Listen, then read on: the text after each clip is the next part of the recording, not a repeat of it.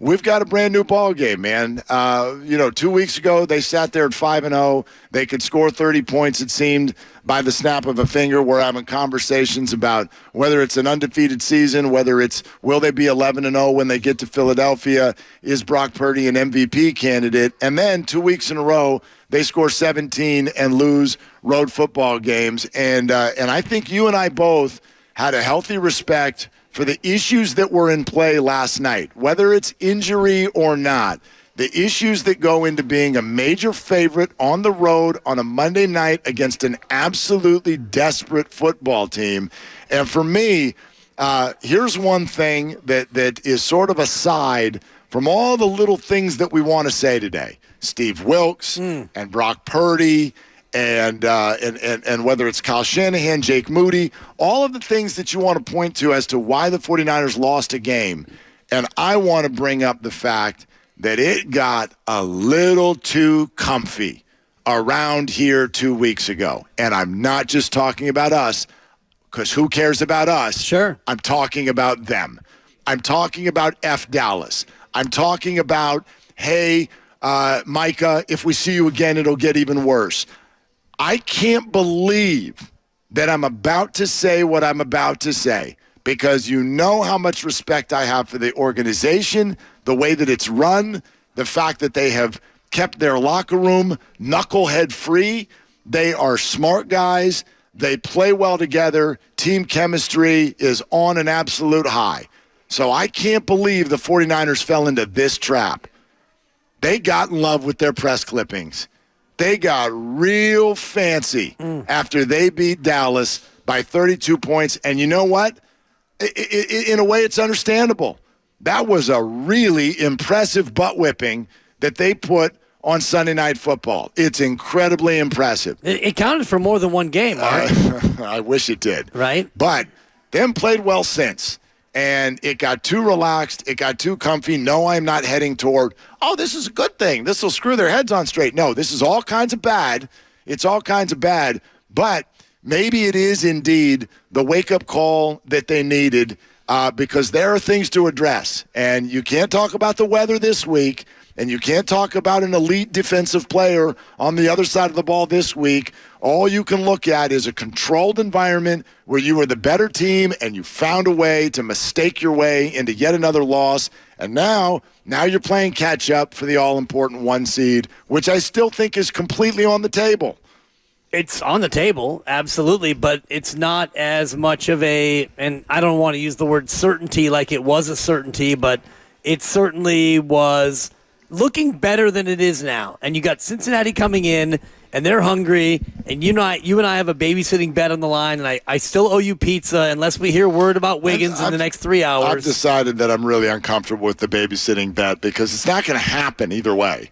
It's not going to happen. If you lose, it will happen. If I lose, you and I can figure out a different way to go about it. Not happening. I'll take your kids golfing. Your wife's not fine. letting me take your baby, and my teenagers aren't going on an outing with Uncle Dibbers. They're going golfing with not Dibber going. Claws. They'll go golf with Dibber Claws. They're like, what are you doing? You can't bet us on your show? Sorry about that, You're not allowed to do that. The four of us can go golfing, and I'd be happy to pay for. I'll pay for all four of us. That's better. Yeah, that sounds fine. I mean, we'll take that. Yeah, exactly. All right, go Niners. Anyway, you were saying? You will be elbows deep in baby Mai's doo-doo. But last night was one of those games, and, you looked at it, and you see a hungry team. You mentioned Minnesota and the desperado nature of Minnesota. They saw it, and they'd played every game by one score, and they realized that their plus-minus in terms of turnover differential was skewed. They lost 9 fumbles, and that's not normal. And so I don't think that they came in thinking, well, geez, we have no shot.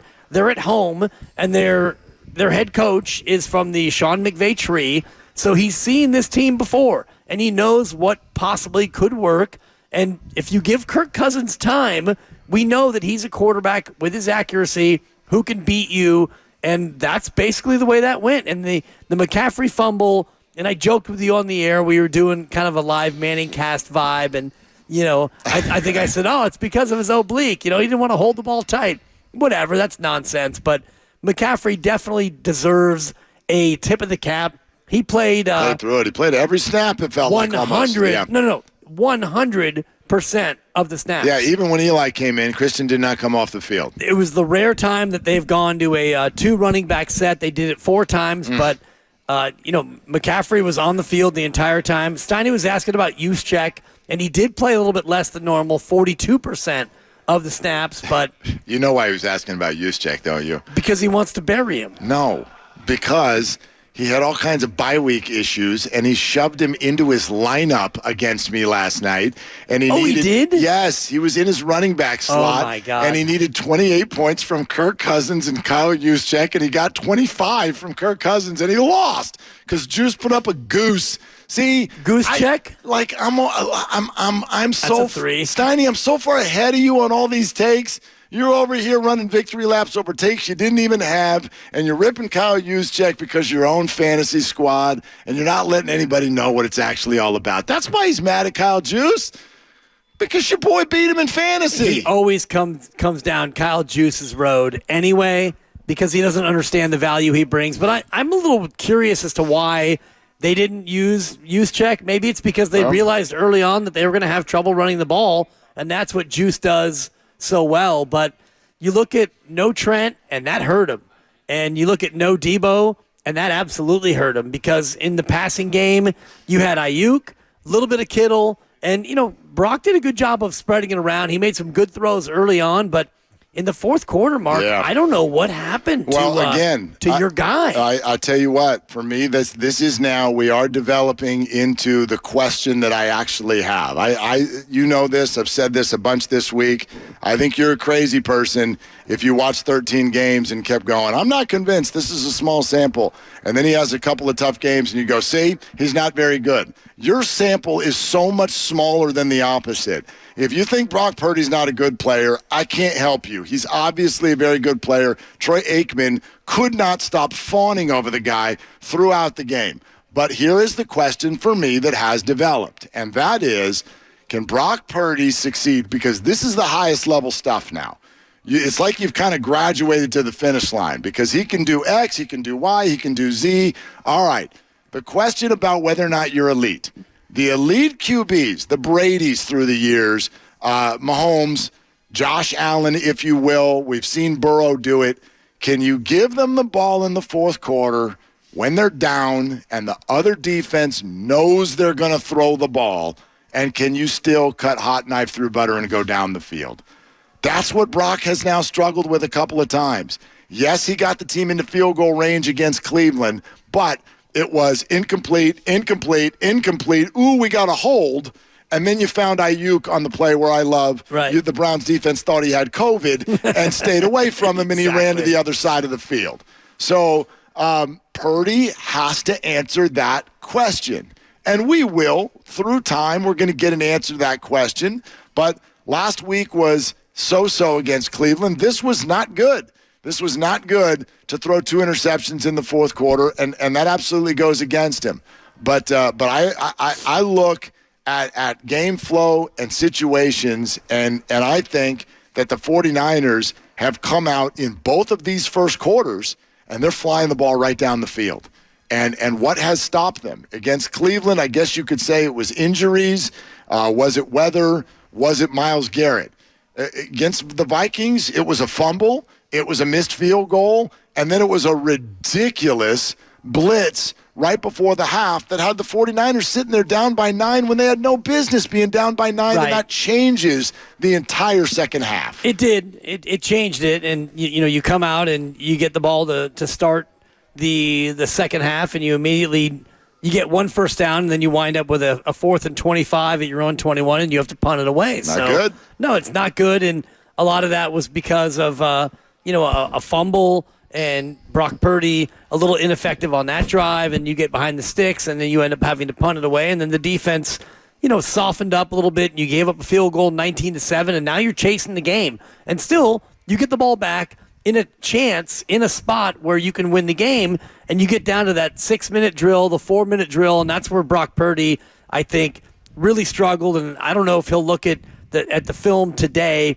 and realize that the throw that he made to Juwan Jennings is the kind of throw that kind of reeked of Jimmy Garoppolo a little bit. It was kind of a throw and hope. Jawan Jennings hadn't even really got out of his break, and he threw it. He threw it to a spot. Way to the spot. He threw it to a spot, and the receiver wasn't there. Yeah, the receiver was never going to get there, and that to me was the one that hurt. The second pick, end of the game, that's going to happen. There's 30 seconds left. You're in desperation taking mode. You're out of timeouts. Yes. Yeah, you're trying to do anything you can. It's not to excuse it. No, a great quarterback is able to at least get them to the 20-yard line and take a couple shots at the end zone. But you're in a desperate situation where the Vikings can sit back and just cover the back of the field. You're absolutely right. If you want to point to the plays that lost the game, it's the first Purdy interception, and it is the play right before the half where Steve Wilks puts an all-out blitz in a situation where you positively cannot let the Vikings go over your head, and they did. And the McCaffrey fumble. That too. And they can overcome that, though. That's so early, and you're pinning a team at their own 10, and they go right down the field on you. But that, to me, Mark, is points. And what the Niners do better than almost anybody in the league is opening drive points. You do that. This is the first time I think that they haven't scored. It's the first time they fell behind. Like the first time the other team scored first all year. Right. So this is what you do. You go down off the script and stuff, and you score points on that opening drive, and you didn't. The Jake Moody miss needs to be put on the list of no doubt big time. And I know he made good with a 55-yarder later in the game, which was huge for him personally. But the early miss, the early fumble, the two picks, the ill-timed blitz, and ultimately, Minnesota was better than you. With all that said, I think we can all agree. Oh, it's over. The defense. The defense is doing things that I don't recognize this group anymore. Okay? Who are you? I know we ask a lot of them, but even go back to Cleveland. They got the lead. Brock went and got the lead in the fourth quarter. And then they handed the ball to P.J. Walker. And he went down to the other end of the field and beat you. Yes, Brock came back to win it again. Moody misses the kick.